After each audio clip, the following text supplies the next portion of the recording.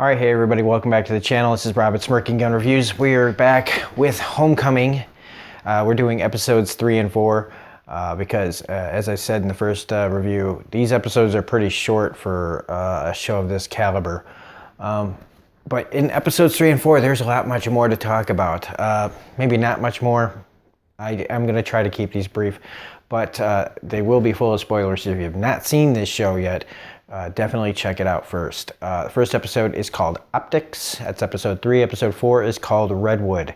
I love this little area here. So Shea Wiggums-Thomas is debating on whether or not he is going to listen to his boss that says to get rid of the complaint that the Department of Defense had against Homecoming and the complaint that one of the people there, Walter Cruz, was kept against his will. And since they couldn't find any real evidence yet, he's supposed to drop it and get rid of the whole thing. But instead, he secretly, and I just want to talk about his glasses.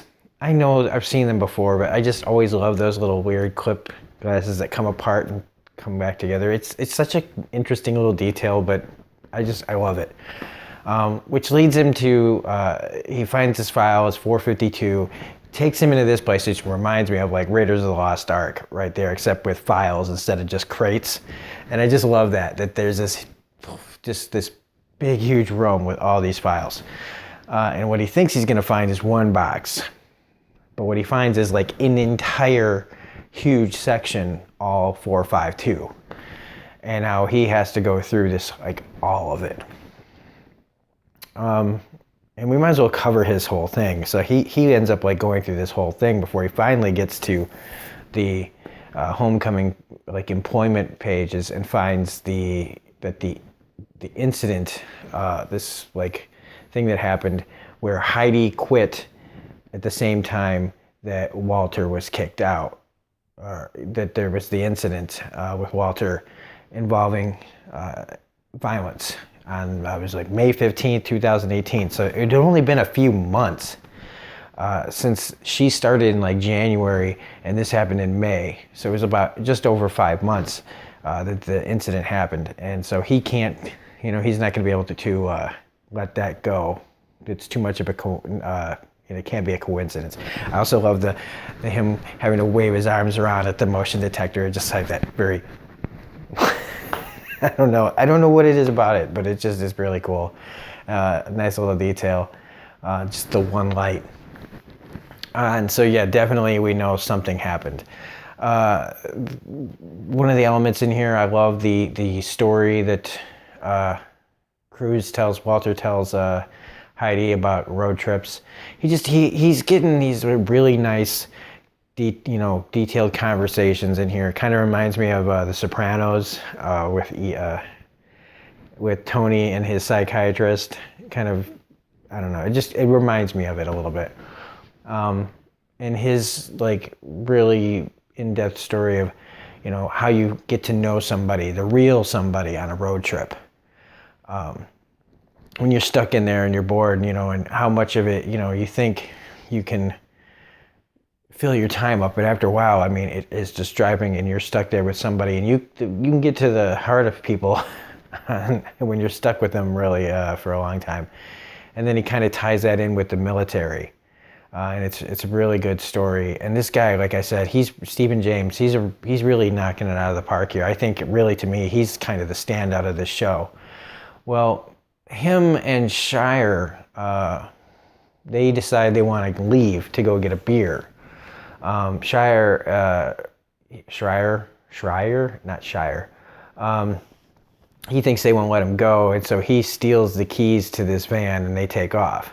And I got to admit, like the paranoia started amping up for me because first off, getting out of the place just seemed way too complicated and maze-like. And then driving forever and seeing nothing. Just automatically red flags were going up in my head like, yeah, this is not right.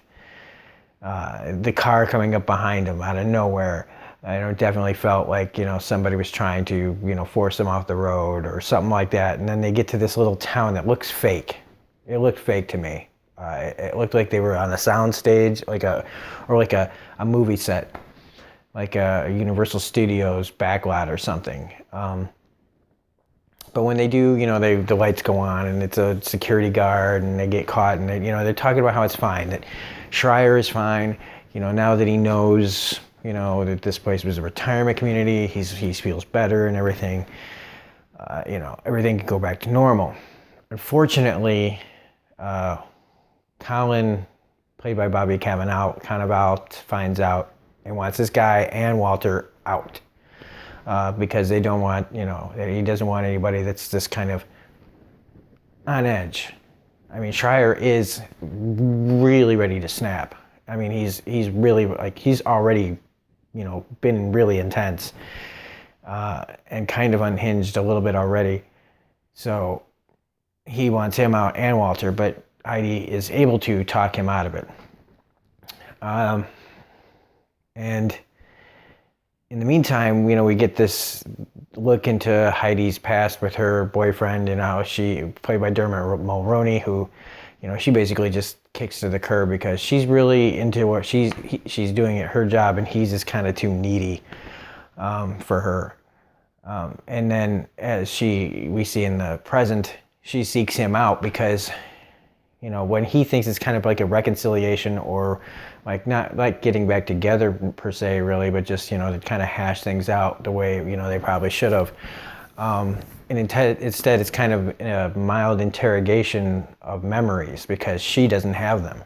All she remembers is going down there and that's it. And now she doesn't work there and she's a waitress and she doesn't really know anything. And so that is pretty intriguing for that episode. I really like that a lot. It definitely has a lot more going on. The intensity and the paranoia start to really amp up here. You really get an uneasy feeling about this place.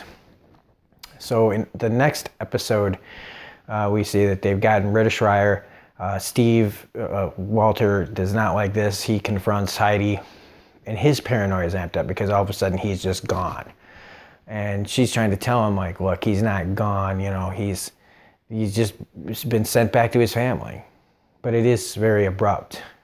And even Walter's mother starts to question on their little Skype video, what is exactly going on here?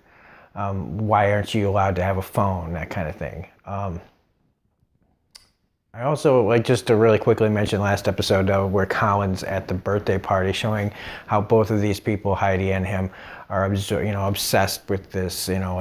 It's affecting his relationship too. So her relationship with Dermot Mulroney is suffering. His relationship to his wife and kid is really suffering there. But let's get back on track here. I just forgot to mention that. So she's trying to calm Walter down. Look. It's all good, you're good, but this is where they get out more of the backstory and how he's the guilt and the loyalty that he feels to the men because of what happened over wherever he was deployed. I'm assuming the Middle East somewhere. When he talks about losing one of the guys that he, put in another truck just because he was kind of being, annoying situation, and because he moved that one guy to another place, that guy dies in a car explosion, a car bombing. He feels that guilt even though, whoever would have been in that car would have died anyway. It just, that, you can't just get past it. He would have felt guilty either way. And that guilt that he's carrying with him, and so it compels him to be really loyal and really want to know what's going on, what happened to Schreier. So it's another really good scene with him and her back and forth. We also get another great scene with them at the end where he's talking about Yosemite and talking about trips and how in the end the trip kind of seemed pointless because the car breaks down and everything.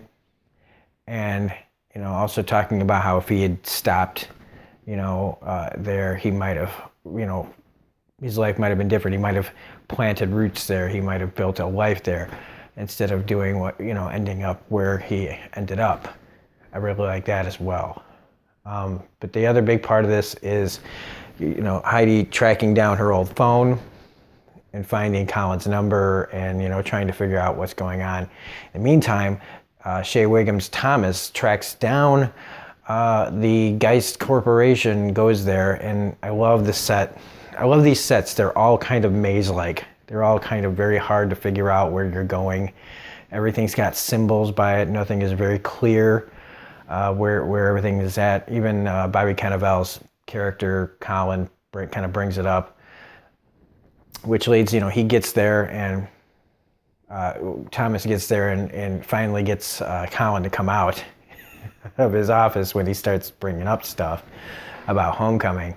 And I love Bobby Cannavale in this scene. He's so great at this type of scene where he just starts talking and talking until he gets him to the elevator and the conversation is now over. He gives him no answers. He just leaves him with more questions, just kind of that run-around conversation that a corporate shill, who's just trying to get you out the door without giving you any information, while at the same time being very accommodating or seeming to be very accommodating. He's very pleasant at his deception here, and I really, really love that. One thing I did notice is that the little dining area that these people are eating in, it just reminds me a lot of the dining setup that was in Homecoming. And speaking of setup, something from the last episode that I almost forgot to mention is Schreier's little speech about how would it be that hard for these people to fake Florida? They set us up in this place and made it smell and look, and it was the place, that we were supposed to be sent to. They made it that place. So how hard would it be for these people to make Homecoming seem like a place that they want you to think it is? Or is this a training thing, and is this like a setup to see what we will do in a certain situation, like fighting in our own country kind of thing? I really like that speech that he gives, not speech, but that idea that he has, that you can't trust any of the way it's set up. And if you look at it, the way Homecoming is set up, it is unfinished. It looks thrown together. It looks like it could be taken down really quickly. They do talk about how they are kind of still designing it, but is that even really true? It does seem kind of spitballed. It does seem kind of very thrown together. And almost as if it's meant to be temporary, and that but we'll see as the show goes on. But Shea Wiggums Thomas does get to Colin by saying, he knows, he's tracked down somebody. He is going to talk to somebody about what's going on if he can't get answers here, which freaks him out, which freaks Colin out. And what freaks Colin out even more is when Heidi uses her phone to call him and ask about Homecoming, which he immediately hangs up on her. And so we know something is rotten in Denmark because he knows her. He's denied it to Thomas, the whole thing, that he doesn't know anything about Homecoming, doesn't know any, that's thing's done and blah, blah, blah, just all the denial in his head. And now it's being immediately, all of a sudden after this, Heidi calls him, he is freaking out. And so whatever happened with the incident between her and Walter, maybe head trauma, how he must have gotten some sort of violence or something happened to her. Another little detail really quickly is the drug that they were making. The plant that's in the beginning, and they show the process of it, like a little seed in this plant. Maybe it causes paranoia, maybe it causes hallucinations. I'm not sure yet, but it doesn't look good. Something like that. Like, first I thought maybe it was a heroin plant, but I don't think that's the case. I think it's something more to mess with your head. And maybe that's something that they gave her. Maybe that's why she can't remember anything. I don't know. But it is a pretty amazing, these two episodes were pretty great, miles in comparison to episode 1 and 2. Definitely I'm more excited to see the next 2 episodes. I won't get to them till tomorrow, so we'll have episodes 5 and 6 tomorrow, maybe even more than that. So anyway, I think I've covered just about everything. If not, otherwise you can add some in the comments below. So if you like this video, please hit the like button, comment, share, subscribe. We just hit 420 subscribers. Somebody just pointed that out to me. Congratulations to that person. And I want to thank everybody for watching and all the support and everything. It really means a lot. Yeah, so this is Robert Smirking Gun Reviews saying we will be back with more Homecoming. We've got more Haunting. I just put episode 4 of The Haunting of Hill House up. And yeah, so that's it. We will see you on the next video, and have a great night. Bye.